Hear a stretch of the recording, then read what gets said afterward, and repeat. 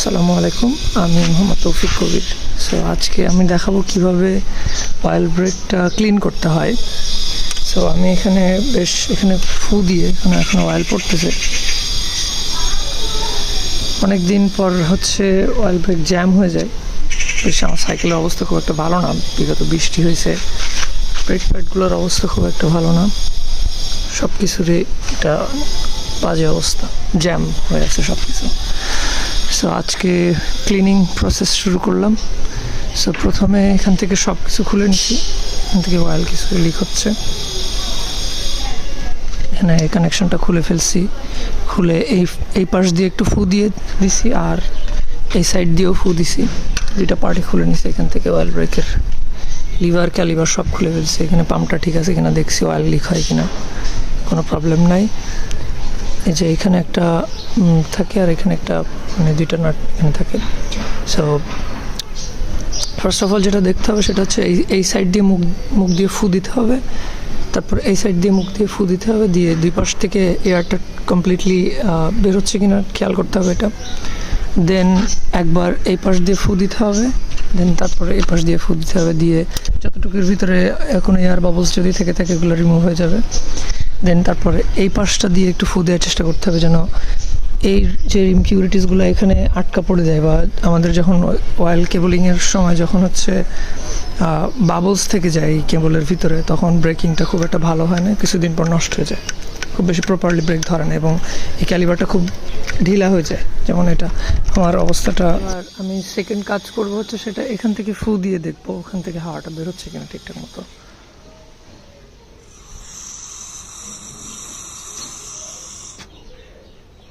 এখান থেকে ফু দিয়ে দেখতে হবে।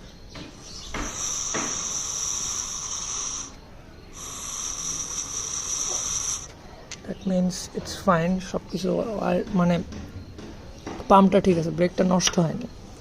তো তারপরে নেক্সট প্রসিডিউর দেখাচ্ছি। আমার এখান থেকে কেবলটা ভেঙে গেছে, যদিও ঝালাই করতে পারিনি, কারণ এটা যদি ঝালাই করি আমার এই অয়েলের যে চেম্বারটা সেটা নষ্ট হয়ে যাবে। আর এটা হচ্ছে Shimano 315 আর অরিজিনাল ব্রেক। সো এখান থেকে আমি ফু দিয়ে এখান থেকে এয়ার ফ্লোটা ঠিকভাবে পাচ্ছি না, তো আমার মনে হয় না কি এখানে থেকে আমি যদি একটু এয়ার প্রেস করে দেখি যে যতটুকু ইমপিউরিটিস রিমুভ করা যায়, মানে এয়ার বাবলসগুলো যতটা রিমুভ করা যায় আমি সেটা চেষ্টা করতেছি।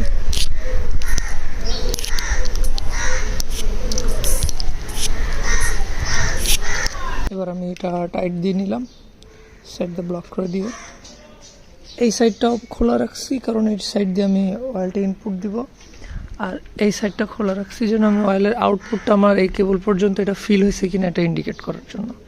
এখান থেকে যখন অয়েল ওভারফ্লো হবে আমি তখন এটা আটকাই দিব, কারণ আমার এই পর্যন্ত অয়েল পৌঁছায় গেছে। তারপরে দেখা যাক ব্রেকটা কেমনভাবে কাজ করে। আমি এই অয়েলটা ইউজ করি, এটা যে কোনো মোটরসাইকেলের দোকানে পাওয়া যাবে, অয়েল ব্রেকের তেল। ফিল আপ করে নিলাম যেন কোনো এয়ার বাবলস না থাকে।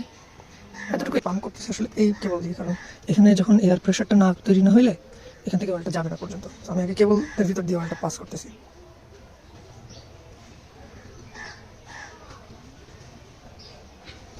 অয়েলটা কিন্তু নিচ্ছে, কতটুকু নেবে আমি ঠিক শিওর না, অ্যারাউন্ড 20 থেকে 25 মিলি হয়তো নেবে।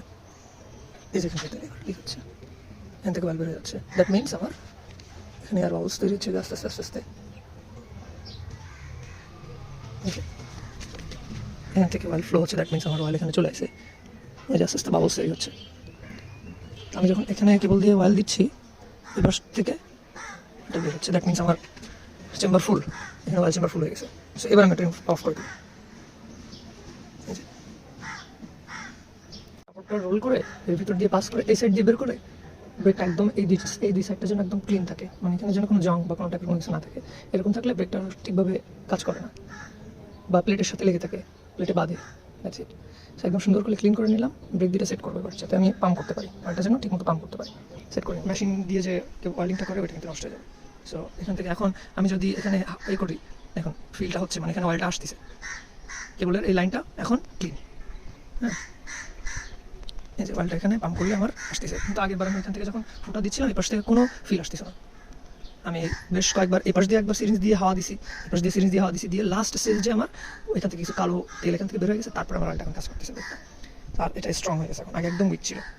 এই পাশ থেকে এখন আমি যখন ফুটা দিচ্ছি ওই পাশ থেকে একটা হাওয়া বের হবে, দেখাই আমি।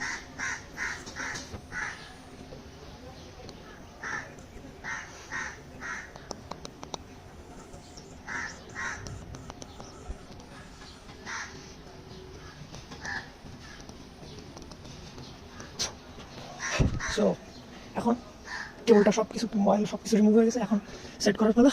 সো সেট করা যাক।